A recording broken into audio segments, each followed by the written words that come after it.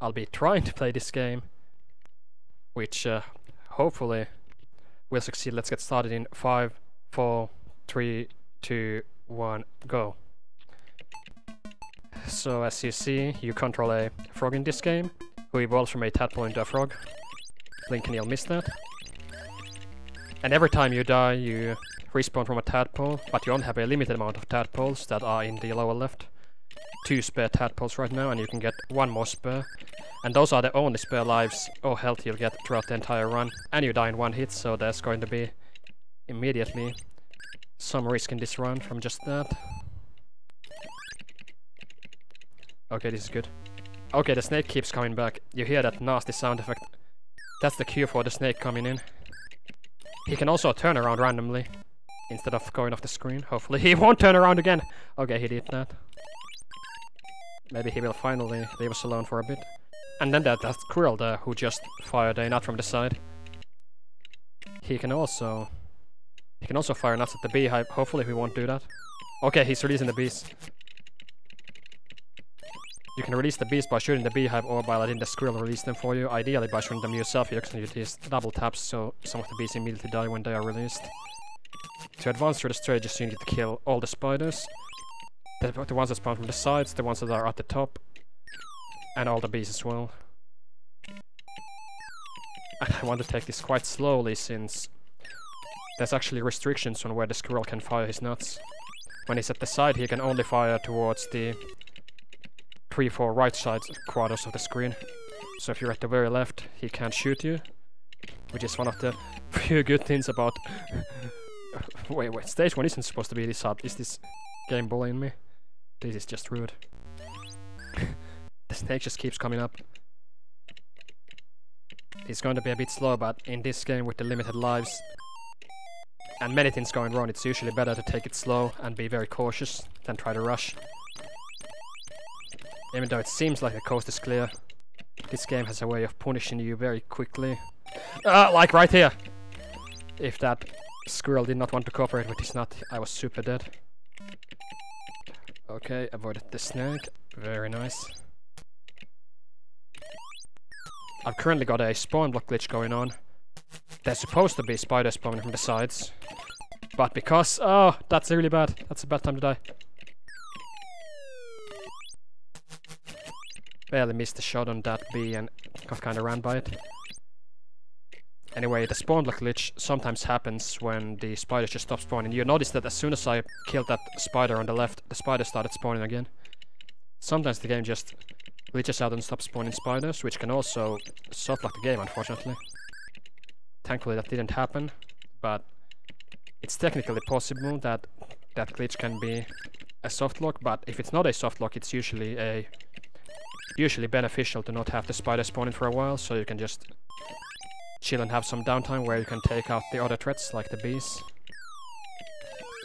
And now that the beehive is empty, all the bees are dead, we can just wait for the spiders to spawn, shoot them down, and not get killed by the squirrel or the snake. Hopefully. You can also jump for spiders and eat them, but that is quite risky because the spiders can fire at you at point blank range even after they are dead. Which you may have noticed already. They can fire even a couple of frames after the explosion has disappeared. It's quite nasty. You get a couple of extra points if you eat spiders with jumps, but that's a bit risky to do. Okay, then there's a nice strat at the start of the stage where I want to start on the right here, since your position carries over at the start of the stage from where you were at the end of the previous one. And then we just kill all the stuff on the right and dash across the screen like this. That went really well. And for some reason the spiders just don't want to spawn. It's random when the spiders from the sides will decide to spawn on the screen, aside from having a limit of like 4 or so moving spiders that you can have at once. I'm not sure if it's 4 or 5 actually, but right now they are not spawning, so I'm going to be a bit careful. Want to get rid of some of the spiders and then start killing out the beehive. Ah! That was really nasty. The squirrel blocked my shot. That was really bad. Because I wasn't able to get the spawn kill on the bee because of the not protecting them. That was really bad. And you can only have 2 bullets in the air in this game. So if you miss, that's a long time where you can't be shooting enemies, since you have to wait for the bullets to despawn at the top of the screen. Okay, that went pretty good. And then we are back to stage 1, but this time the difficulty is going to be higher. With faster bullets, or rather more aggressive bullets, and some other issues, like a faster snake. The difficulty increase in this first loop is not that high, but unfortunately it gets a bit worse later.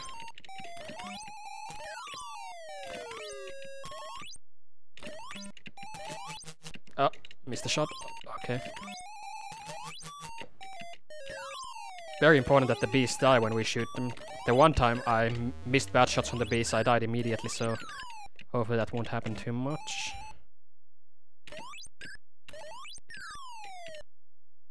If falling spiders land on top of you and they have a huge hitbox, that also kills you. Oh!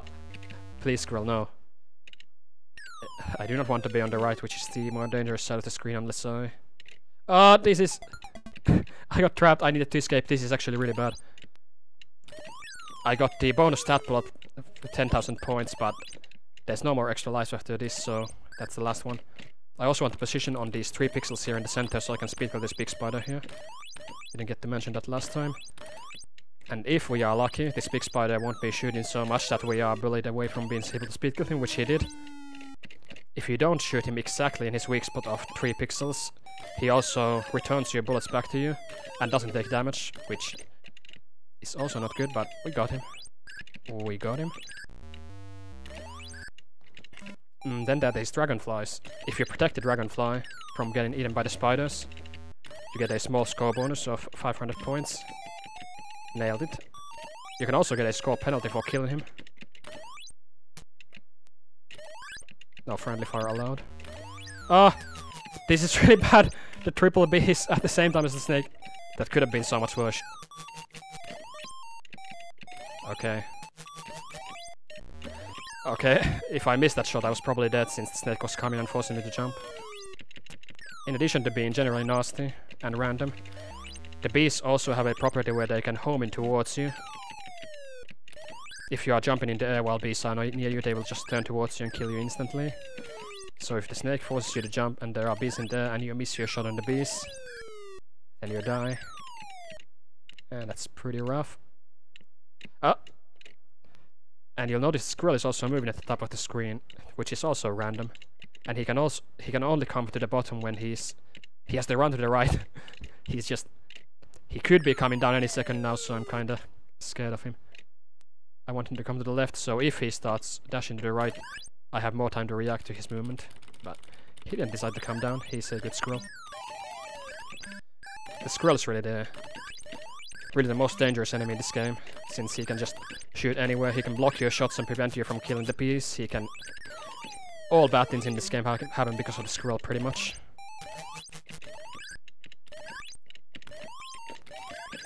It's speculated in the, I guess, community for this game of a couple of players that the squirrel is actually the puppet master behind the spiders, the snake, and the bees. He's the one who controls the lily pond and the forest. And you can't even shoot him, he's protected by the branch, so... He will shoot nuts at you and he will release the bees, but... You can't do anything to him in return. Okay, now we're getting to the third loop. Again, the enemies are going to be more aggressive, faster, overall more dangerous. And hopefully they will not be killing me too much. Okay, we got the left side cleared, so now we have some downtime here. You see the snake is getting quite a bit faster. And there is still one difficulty increase after this one. Currently we're at stage 7, or the third loop. And this score exhibition aims to do 12 stages. And I've already lost 2 lives, so we have to see how successful we are at that. Good thing we shot those bees, because we weren't going to get another chance. Okay, this is dangerous, but maybe we can finally clear the bees. Okay, got him. Let's back up before the squirrel comes down. The snake just barely peeked from the left and then immediately turned around. He can also do that. Very rarely. Nice. There's also a small score bonus if you kill a column of spiders at the top from top down. So the top one first, then the middle one, then the bottom one. Which I would like to go for. But if I'm getting shot at, it will be a bit more difficult. I need some space to shoot the spiders. Space that I'm not being given right now. Okay, we are getting the bonus right now. 200 points bonus for killing them top down. Very good. And then try to kill the big spider again. No! The snake can also appear immediately and force you to stop shooting the big spider, which you hate to see. And how many of these small spiders decide to spawn at the start, that's also, of course, like many other things in this game, random. They can decide to spawn from any of the sides, or from the big spider's ass if he's alive. Or just not spawn at all. They're always going to spawn eventually, in the designated amount of the stage, but when they decide to do that is anyone's guess. I'm just going to let the dragonfly leave the screen so we don't kill him. Now we can start slaying some bees. Ah. This is going pretty well. The snake can be really quick starting from this point though. To the point where if you are in the air when the snake is coming on, you may already be kinda screwed where you can't land in time to be able to make another jump for the snake avoidance, so you have gotta be very careful. Your movement is also slowed down when you're in the air, so being forced to jump to dodge the snake or other things can be very detrimental to survival. Or being forced to jump because you have to go across these leaves here. Didn't mention that yet, but that's a gimmick of this third stage, the Lily Pond.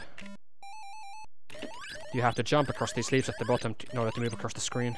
And they also have slightly different heights. You'll notice how the frog sprite is higher in the center than on these two leaves that are left and right of it.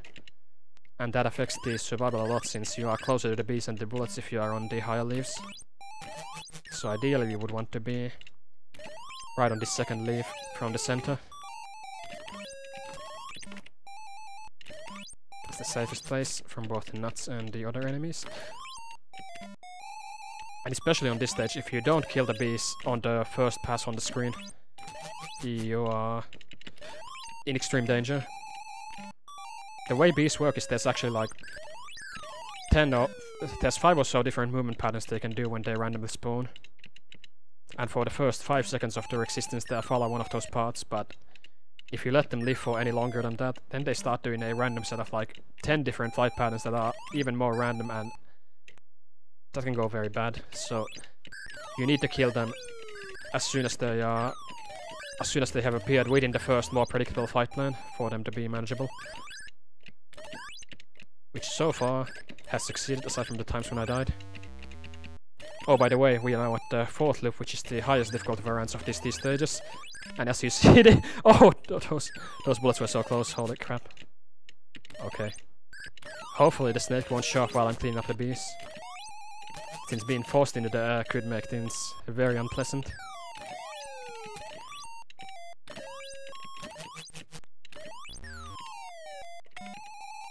There's also a thing I figured out only like 2 days ago about how you can tell sometimes what's going to come from the beehive next.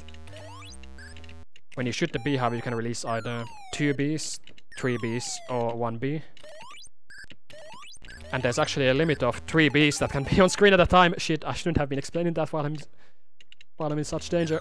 This is dangerous. I'm now on my last tadpole, so the next death is going to be the end of the run. Oh, let's stay safe. Right, so the beehive stuff. You can tell by how the beehive is flashing sometimes what's going to come next from it. You know, if there's 1 bee on the screen it doesn't flash, that means that releasing the bees from it would hit the bee cap, and it means that the next batch of bees is going to be 3 bees, which is the most dangerous. And there's always a certain amount of each quantity of bees in the hive, so there's 1 3 bee and then a couple of 1 bees and a couple of 2 bees. And if you can tell when the 3 bee is gonna come, then you can try to be more safe, since the 3 bees are the most dangerous. And by similar logic, you can also tell sometimes if there's a 1 bee in the hive, which is the least dangerous.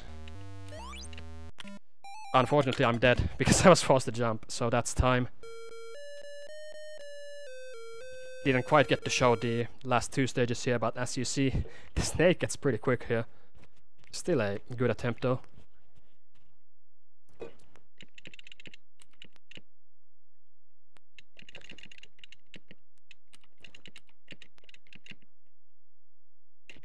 input these initials. And what would happen if we made it to the 12th stage, what would happen after you clear stage 12 is the game actually loops all the way to stage 1, so these 4 loops of ascending difficulty would repeat again, and that's why the estimate and this score exhibition aims to show one of these super loops, or a bit less in case the run doesn't go so well, which it did this time, but you can also keep playing the game forever as long as your 3 tadpoles let you, and I actually PB'd yesterday practicing for this run. I got a 133,000 score, which made it to the 4th super loop. It was a 45-minute run, which was actually amazing, but not so lucky today. Anyway, that's frog and spiders. Note that the frog is singular here for some reason, probably since there's only one frog in the game, but multiple spiders. Anyway, thanks for having me, and I think that's all for this game. Thank you.